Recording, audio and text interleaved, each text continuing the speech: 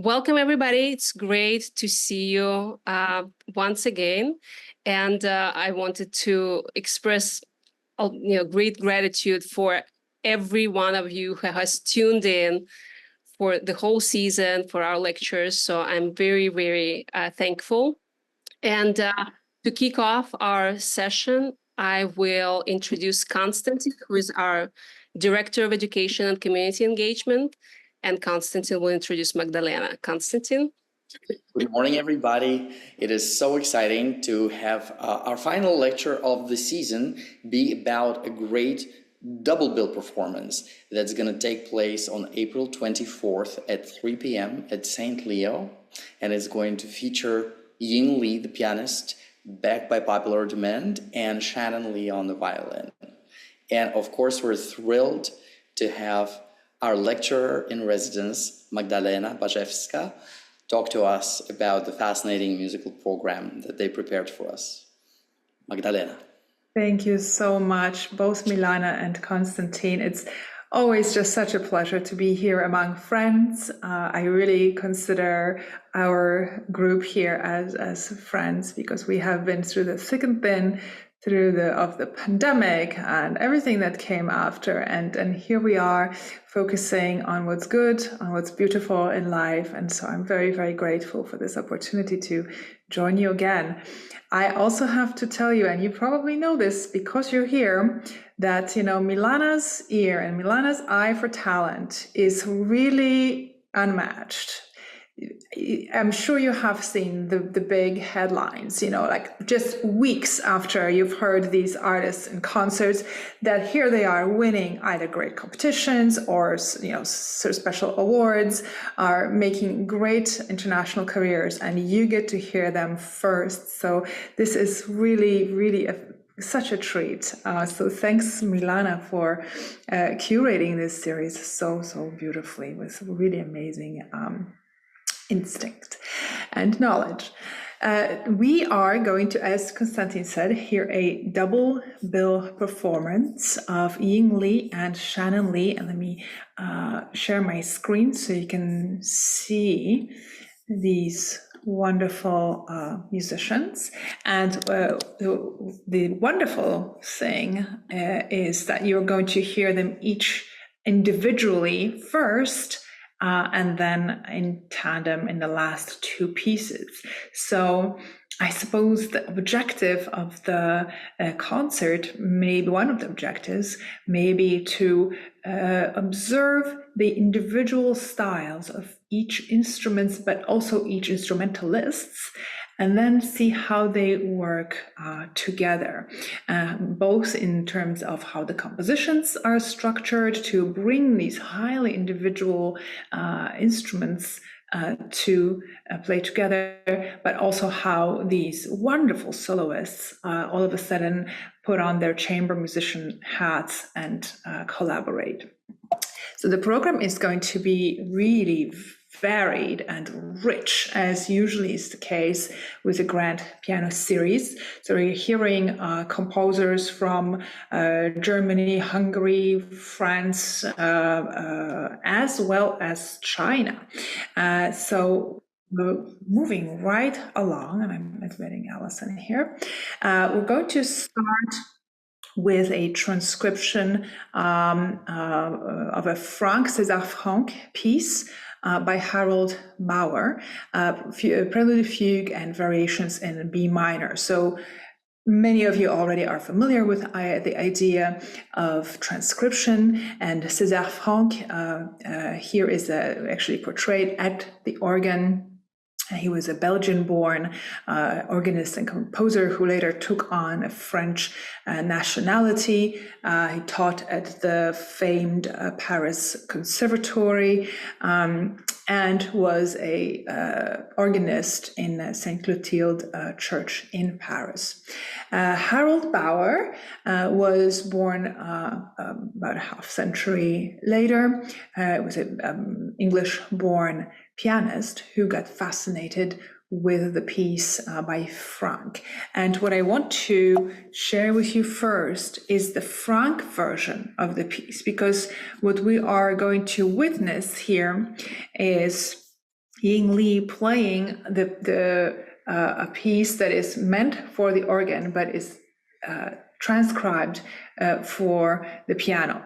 And so, as you can already see on this image, the organ is a totally different beast, right? We have multiple manuals, that is multiple keyboards, and we talked about it in the past when we were talking about the harpsichord.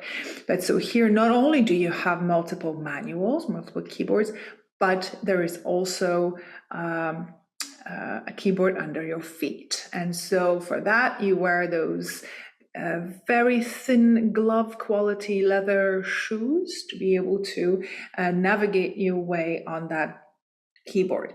So let me show you just the beginning of this very contemplative piece by Frank. Yeah, let's start again.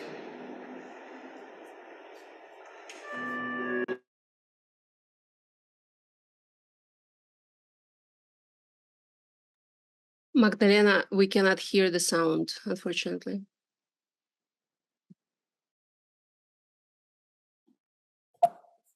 Okay, thank you. Let me just do this one more time. Actually, I think when you muted yourself, that went. It was better? No, it disappeared. The sound disappeared completely. Oh, okay. So let's start it again.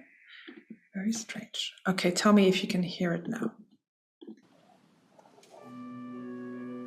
Yes.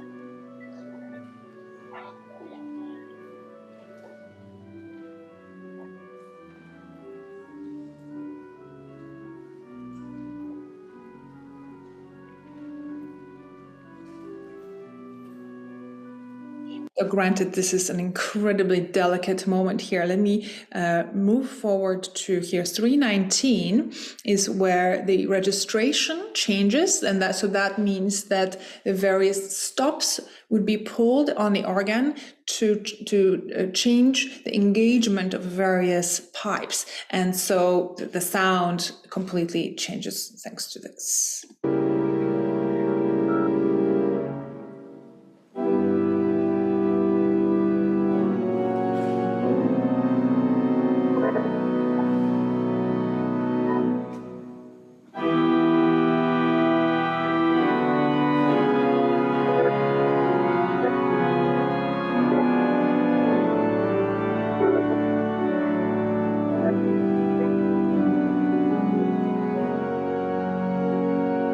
So as you see here, these are the stops that I am talking about. And by engaging the various combinations of stops, you change which pipes are involved in the playing. So as the title of the piece indicates, it's a prelude, fugue, and variation. So about now, the fugue theme is coming. And the idea of a prelude and fugue seems to be a pretty clear homage to J.S. Bach's Well-Tempered Clavier, which is a collection of preludes and fugues. And how do you recognize the entrance of a fugue? Is by hearing a single kind of monophonic, unaccompanied melody. And that's going to be the theme of the fugue, which is later imitated by various voices. So let's just hear the beginning of it.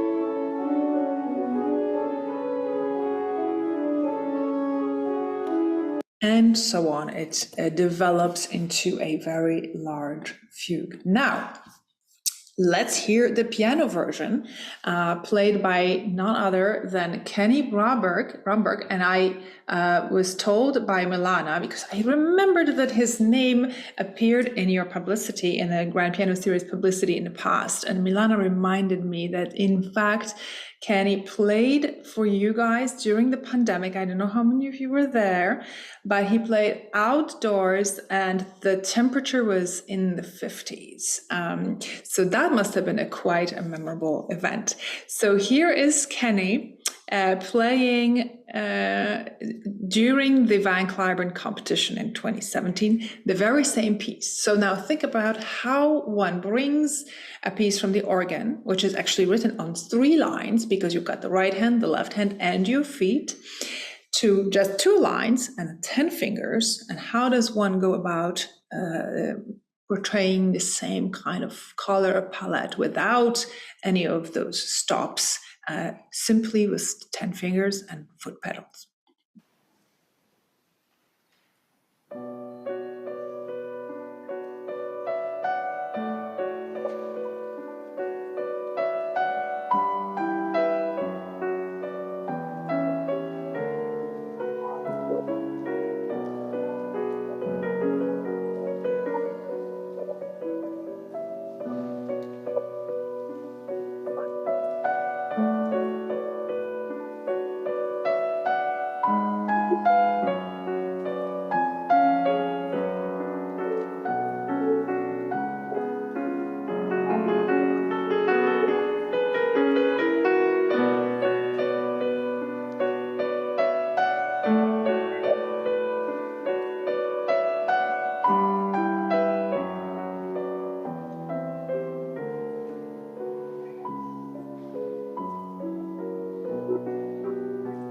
So as you could already see in this video, Kenny is playing the foot part with his left hand, with these octaves, and what normally the 2 hands do on the organ, he is jumping with his left hand to make sure that these notes sound in the middle register. So it's really quite acrobatic, but as you can hear, this is not a kind of virtuoso piece in terms of large scale or speed or loudness. It's just extremely inward and contemplative, and so being able to build that structure with such delicacy and a sense of continuity is really a beautiful challenge for any pianist, and I think that is something to definitely look out for when you listen to Ying Li's performance of it. Next up, she will play the Liszt Ballade in B minor. How do I make it full screen now? It has just disappeared, my full screen. Okay, well, maybe we'll just do this. Okay, here we go. The Ballade from 1853 by Liszt. We have spoken many times about ballades by Frédéric Chopin, which were loosely based on the poetry of a Polish emigre poet, Adam Mickiewicz. In this case, Liszt is thinking about kind of myths or great 18th century stories. There are various opinions on as to which particular story this ballad is based on. I'm choosing here the recording of Claudio Arrau, who actually studied with Liszt's disciple Martin Krause. And according to Arrau, this ballad is based on the Greek myth of Hero and Leander. And just a very long story short, they are 2 lovers. Leander swims every night to see Hero, and the 4th time he does it in the piece, in fact, he actually loses his way and drowns. And so Arrau claims that it all is beautifully described in the music. And in the later part of the piece, we're talking about nearly 13 minutes in length, that the 2 bodies of lovers get washed up ashore, and they are locked in an embrace. Another theory is that the piece is based on a 18th century Gothic ballad, Lenore, which is a similar, very kind of dark, tragic story of a girl desperately waiting for news from her fiancé. It's a story of deception, really darkness and death. So let's just hear the brooding beginning of this piece, really painting a picture of darkness and depth.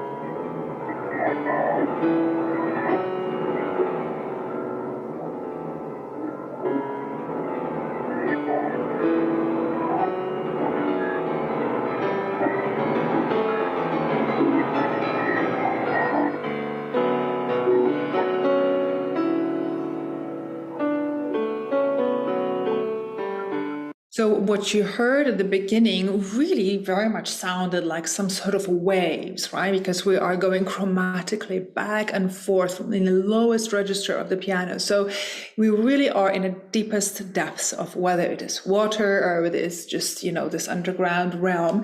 And just now observe within the first minute of the piece how Liszt masterfully brings us from this depth into the highest heights, this kind of heavenly realm.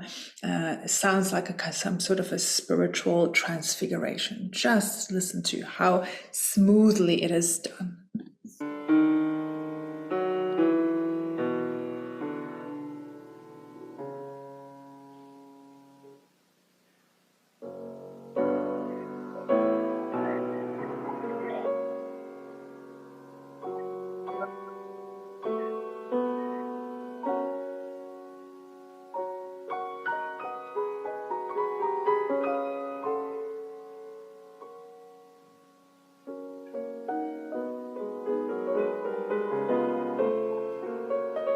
So here we are already basically in paradise within just the first 75 seconds of the piece.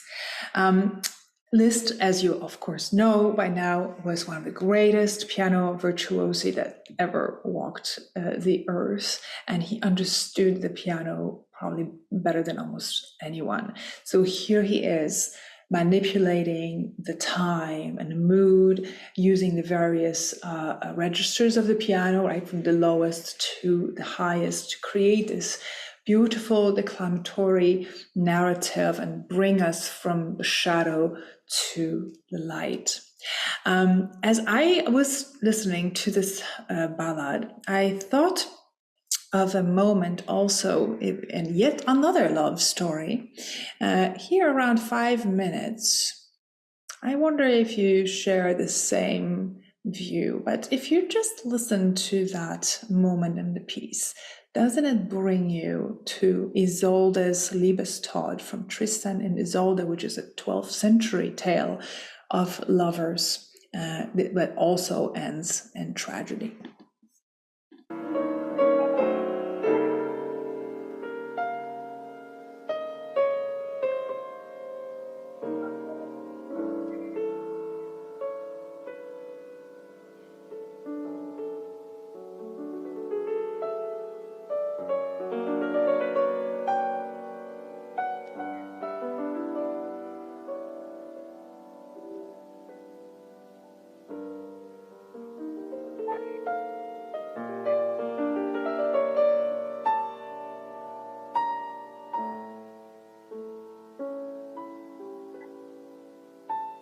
It's just so devastatingly beautiful how Liszt works these very convoluted chromatic lines and creates this never-ending sort of narrative. And it really, really makes me think of this moment here from Isolde's Liebestod, which means love, death, most literally. Just listen to a few seconds.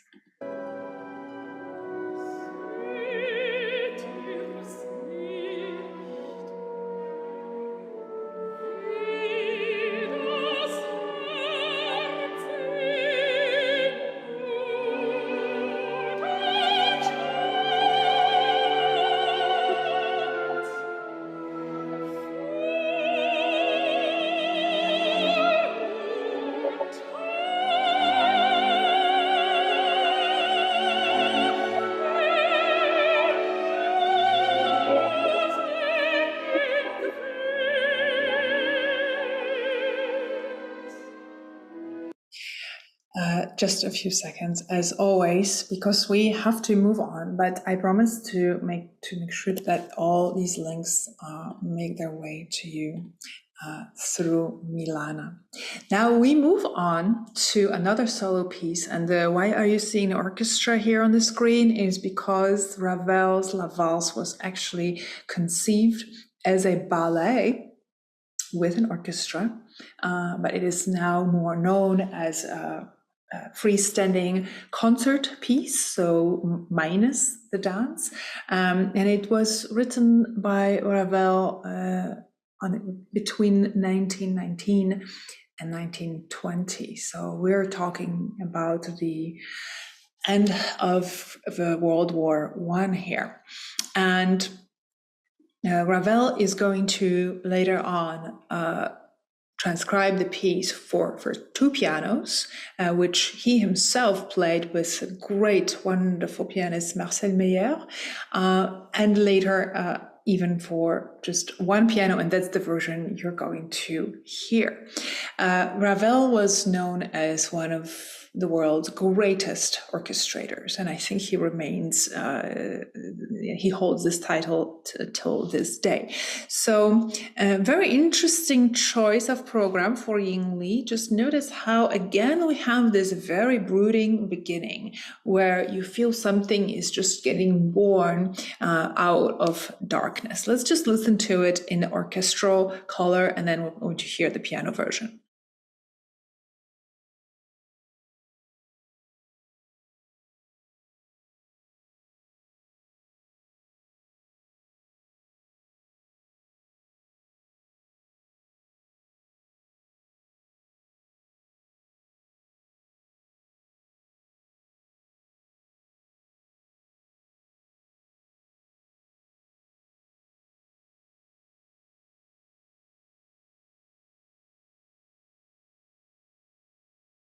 So while you have this in your ear, let me play for you Katia Buniatishvili's rendition of this for solo piano. And again, you'll notice that chromatic left hand in the lowest register of the piano.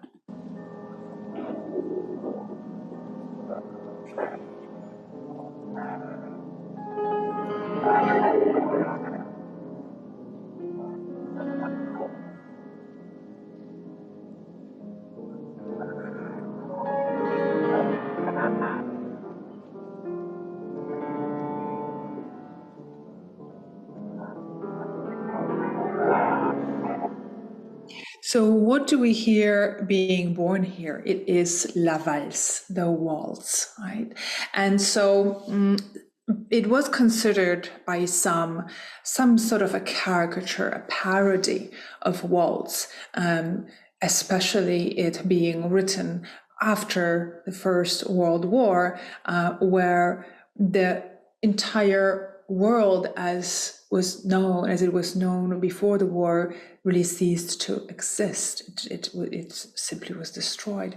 But Ravel himself says that it was really not his intent at all. And he says this dance may seem tragic like any other emotion pushed to the extreme, but one should only see in it what the music expresses, an ascending progression of sonority, as you see now is coming again from the darkness, to which the stage comes along to add light and movement.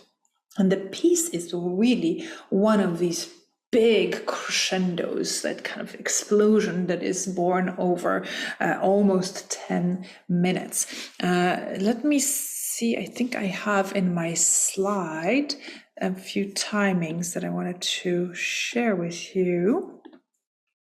Yes, when the climactic moment here at 11:45 in the orchestra. And then in the piano, we're going to hear it at 8 minutes. Just listen to, so here we went through this progression of the large crescendo, and we are now coming toward the end of the piece with this large explosion. And, you know, when you're thinking about la valse, the idea of the waltz, and, you know, maybe the most famous waltz right now in the world, if one were to name just one, and I'm giving you time to think of one right now. And I wonder how many of you thought of the Blue Danube by Johann Strauss II. And so I think that this is very much kind of the reminiscence of that style, very luscious, twirling waltz, kind of intoxication.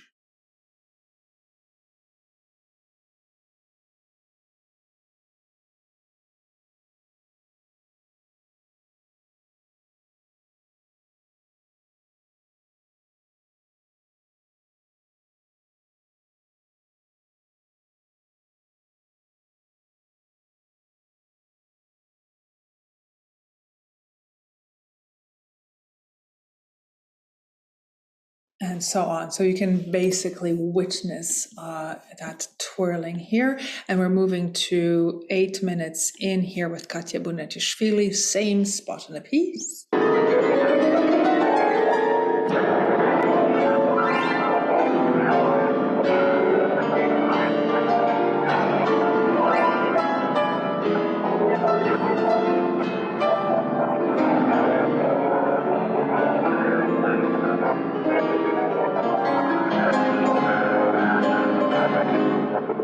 Yeah, it's complete madness by now, and how lucky that Ying Li will have a beautiful piano to play on. These very complex glissandos, which create these unbelievable waves of sound. Only Ravel could have thought of this kind of texture. From there, we are moving to one more solo piano piece, and that is Zhang Zhao's Pi Huang. So Zhang Zhao is a composer born in 1964, very celebrated as a pianist and educator on top of being a famous composer. His output includes symphonies, vocal music, drama, and solo instrumental music. And so, of course, this is what you're about to witness. Pi Huang, the title, refers to Beijing opera, the styles or song in Beijing opera. And in fact, before we hear the Pi Huang on the piano, let me first play for you a small fragment of what Peking opera is like. Let me just see, I have a little chat here. Is anybody hearing noise interference? Oh, I'm really sorry. I will try to mute myself, but then Milana says that she couldn't hear anything. Terribly sorry for this sound problem. It's never ideal on Zoom. So just listen to here. This is Farewell, My Concubine, a Peking opera. And I just want you to pay attention to the aesthetics, to the very different sort of melodic weaving, as well as rhythms.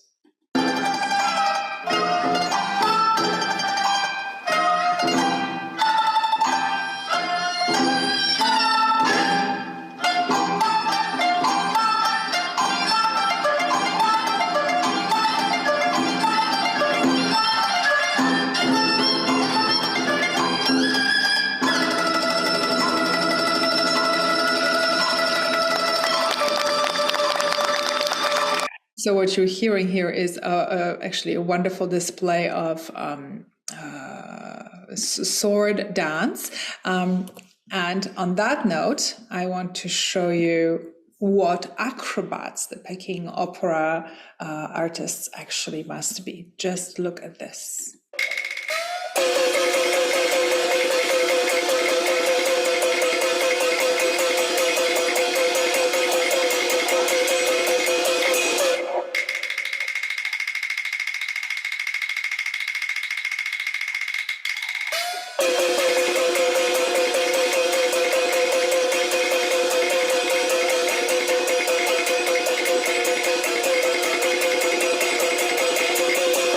Okay, so you get an idea. This is no special effects, no multiple camera angles, no way to cheat the visuals here.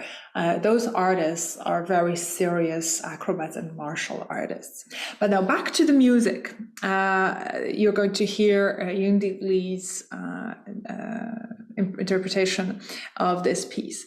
And so I should just maybe say that while the idea is not completely new of creating a piece that draws on Chinese tradition and is brought into the Western realm by being written for the piano, there are composers such as Zhou Long, still with us today, who writes, for example, the Song of the Qin for string quartet that imitates the ancient Chinese instrument.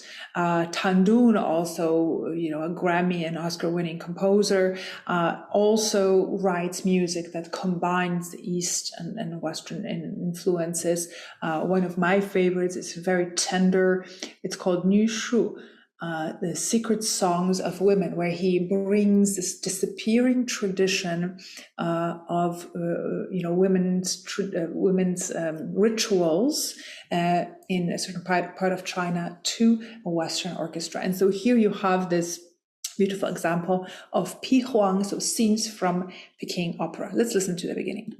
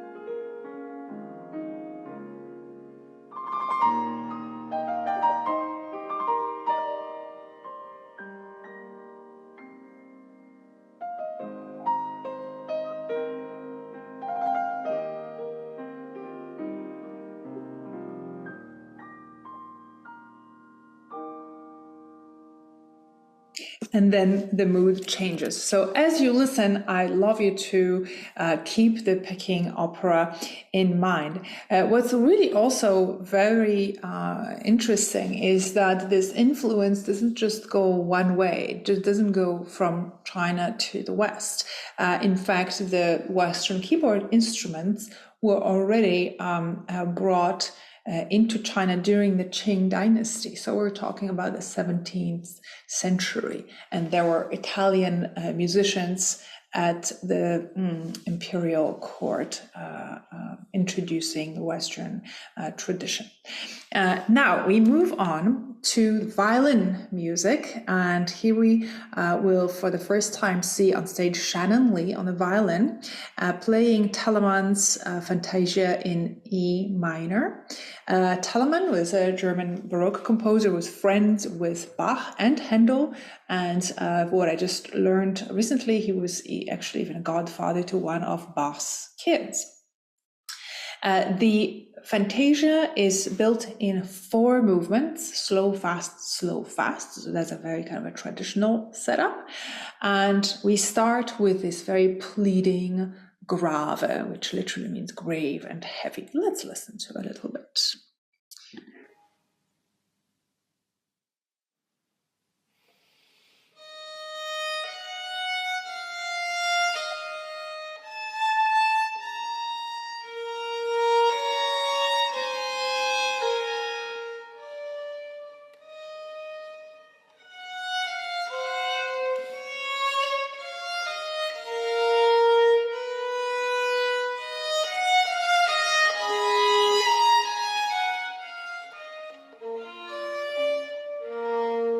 I just wonder whether you noticed something very special about this first line of music. If you just even follow my cursor, you don't need to be fluent in reading music, but you see all of a sudden from this one single line, another one emerges. And what is it doing? Oh, it's actually imitating what the violin did in the beginning. You see this rising structure and falling gently. So we're actually dealing with a fugue here, with kind of a fugal imitation. So very similarly to the Franck piece that you would have heard at the beginning, we actually are dealing here with the imitation. But then it's one thing to do it on the keyboard and another thing to do it on just 4 strings of the violin. It really requires tremendous virtuosity and focus to be able to successfully pull it through. As you even see here, we have so-called double stops, even triple stops with the violin. How on earth are you going to play 3 notes if you have only 4 strings? Each note has to be perfectly tuned. As you know, a violin is not a fretted instrument, so you don't automatically know where to press in order to be perfectly in tune. So the challenge is just tremendous, even though we're hearing, so to say, a slow piece. So I wouldn't be surprised if you saw Shannon break a sweat over this one. Let's just listen for a few more seconds.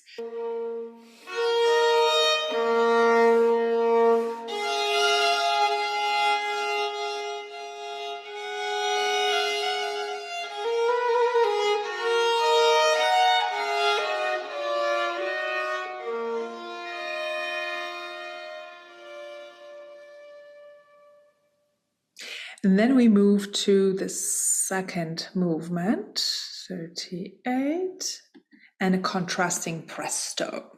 Again, full of fireworks and sort of hoops to jump through for the violinist.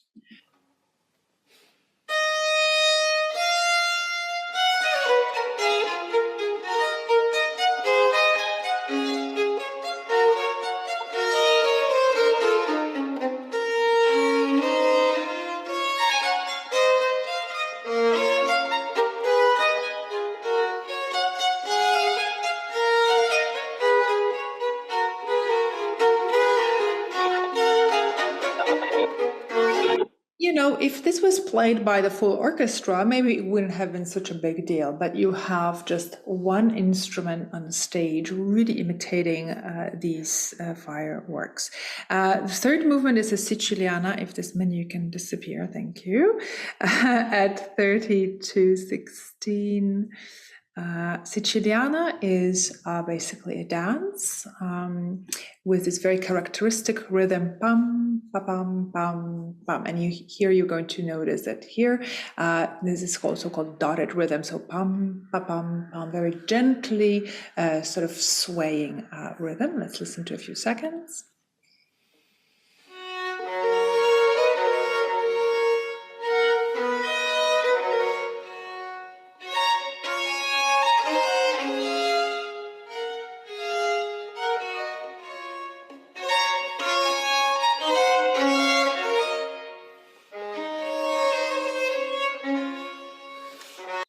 So, you know, on the piano, again, not a big deal. For the orchestra, no biggie. But for one single violin, this is really quite a challenge. So if you get to talk to Shannon afterwards, I'm sure you'd be curious to know how she went about preparing this piece. Last movement, just a few seconds of the Allegro. Again, just imagine this in a full orchestra setting, which you are probably used to hearing either in Telemann's music or in music by Antonio Vivaldi, right? These concerti grossi, where you have multiple musicians on stage creating beautiful energy. Well, Telemann almost cruelly gives this task here to one instrumentalist.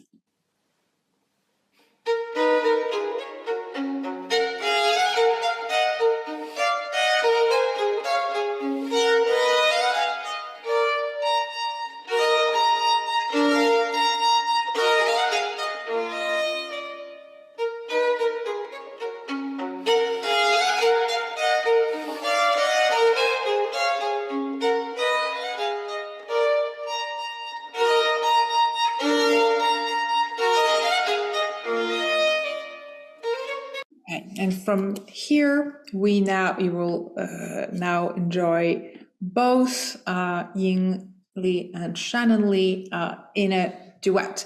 So we're moving now to the part of the recital where we're hearing violin and the piano, starting with Franz Schubert's sonata in A minor, which was part of three sonatas written in 1816. So poor Schubert is only 19 years old. He was never to live past 31, as you probably know. So he's only 19, writing this sonata. And now let's just think about Schubert. We've talked about him multiple times. We talked about his song transcriptions. We talked about his wonderful piano sonatas.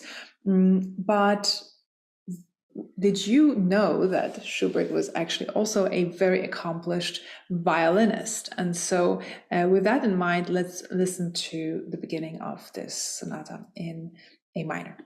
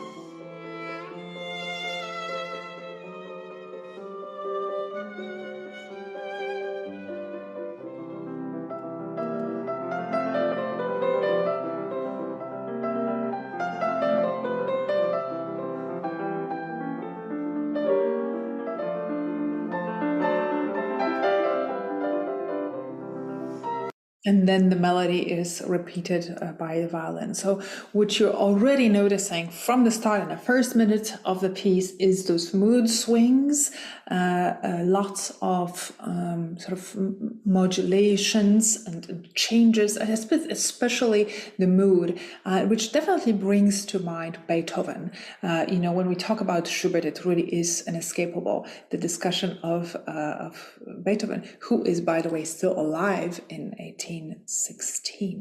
So, but the difference here that I think you will all notice, having listened to quite a bit of Beethoven thanks to the concerts that Milana organizes, is that Schubert really imbues it with his own very intimate, very kind of romantic spirit. This particular recording is by two really kind of forces of nature. I know from Melissa that Fazil Say has been in Naples performing a while back, so his name may be familiar to you. The violinist is Patrycja Kopaczynskaja. It's a long name, and she often goes by Pat Kop. So look out for her name. She actually does more than play the violin.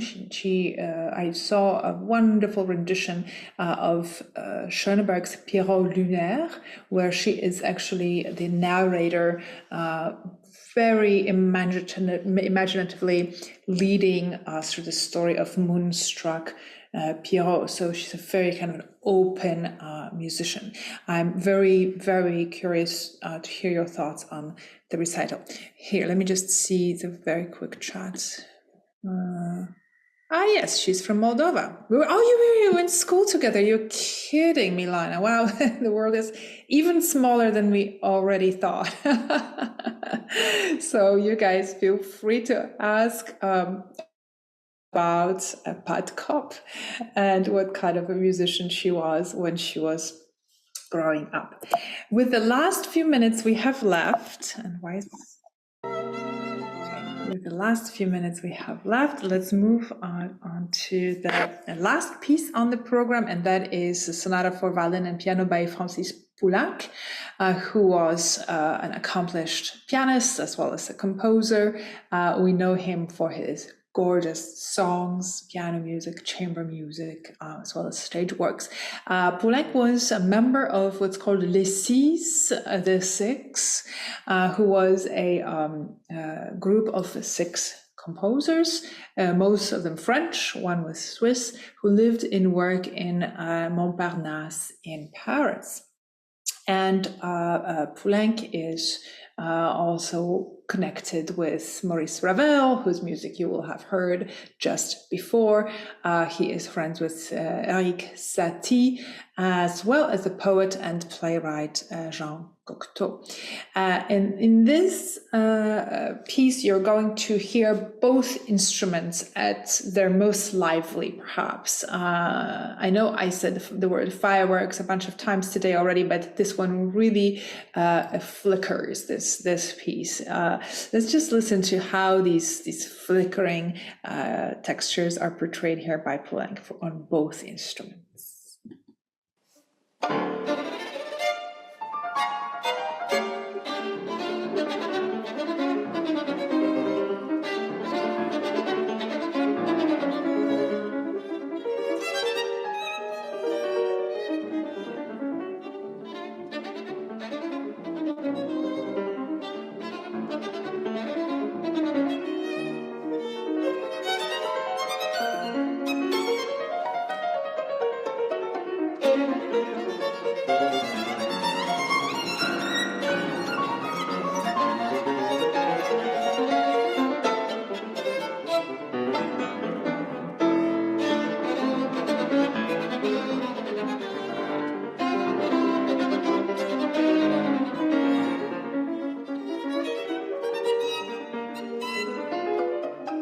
What's very, very beautiful about Poulenc's language is that he makes us feel for a few seconds that we know where the tonality is, where the home key is. And, our brain, which usually likes to make patterns of things, in some way, whether or not you are musically educated, imagines the second part of the tune, and Poulenc always takes it elsewhere. There is just no way to predict what will happen, in contrast to, let's say, music of Mozart, which we could almost hum the rest of the phrase. Mozart has this wonderful organic way of writing his melodies where the conclusions of the phrases are inevitable. Poulenc does the complete opposite and really turning in the most unexpected ways. So this will feel like quite a roller coaster, or maybe a drive on one of those very dangerous coastal highways in Europe. So get ready for the ride and certainly enjoy this last concert of the season. Do you have any questions about the program, or for Milana, for Konstantin? For my part, I'm just thrilled to have been able to be with you throughout this whole season, and I only wish, again, as always, that I could join you for the event itself. We do too, but thank you so much, Magdalena and Milana, and now Konstantin. It's great. Another great season. Definitely. Well, and thank you so much, Magdalena, for such an insightful and just completely putting us inside of that music presentation. Loved it, and I loved how you heard the Wagner in Les Ballades. Of course, those particular melodic elements. These is really. And of course, what we some may be aware of or not, but of course, Liszt was his son-in-law. Wagner married Liszt's daughter, and Liszt was a big champion of Wagner's, actually, and helped him. He sheltered him when there was a bounty on his head, when Wagner took part in an uprising against his monarch and had to flee Germany for his life and spend time in Switzerland with Liszt's family. Yes, there's definitely a connection. Everything stays in the family. Dean, I see your hand is up. I actually have a question, but as everyone else, I do want to say your talks are so well prepared that they really add depth to the music. It really helps a lot, and I just want you to know how much we all appreciate that. Since everyone else has already said that, I'd have to say that, our school program, we try to bring the kids' lessons to life, but for our concerts, you really have added a lot of depth to our experience. So thank you so much. But I actually have a question, since this is a question part. So it doesn't have anything to do with our concert, but I was interested. You commented that the piano was actually brought to China in the 17th century. Considering at that time how new the instrument was and how little Western music was really available, did they adapt Chinese pieces to it? Did they tune it for their tonal structure? Are there pieces from way back then that show that kind of early integration? This is a great point. And, when I mentioned the keyboard, I was mostly thinking about the harpsichord. Okay. There was, but thank you for being such a careful listener. It really means a lot. So the harpsichord, yes, was already present in Beijing, and in the Forbidden City, and I believe the musician who was employed in the imperial court his name was Padre Padrini. He was an Italian priest, in fact, and he was known for composing for the emperor. I have a colleague at Columbia. She was who wrote her doctoral dissertation on the subject. So I can offer you a link to it if you. Really that's great. Yeah, that'd be great. Dive, yes, but she was she definitely focused on that subject herself, being a musician from China, on that bilateral connection between the East and the West. That's interesting. So I also wanted to say for everyone listening that you do know that Magdalena is a professor at Columbia. She teaches. So I hope you were taking notes, because after the next concert, we'll have a final exam. There it is, fierce and fabulous. Daniela gave this to me. Oh, this is great. Fierce and fabulous. It's from Daniela. Right. Well, Dean was definitely That's not my serious Magdalena about that exam. But let's all stay fierce and fabulous like Milana, and looking forward to hearing your thoughts on this last concert. Absolutely. And then I will conclude and remind everybody that our last concert is this coming Wednesday afternoon, April the 24th at 3 p.m. at St. Leo's in Bonita Springs. So tell all your friends that this is an afternoon that they cannot miss, and come and join us on our final concert of this season. Thank you, everybody. Thank you so much for joining us. Super excited about the upcoming concert. Magdalena, you are fabulous as always. And I can't wait to see all of you at our performance on April 24 at 3 p.m. Thank you. Wonderful. Thank you so much, everyone. Take care. Bye.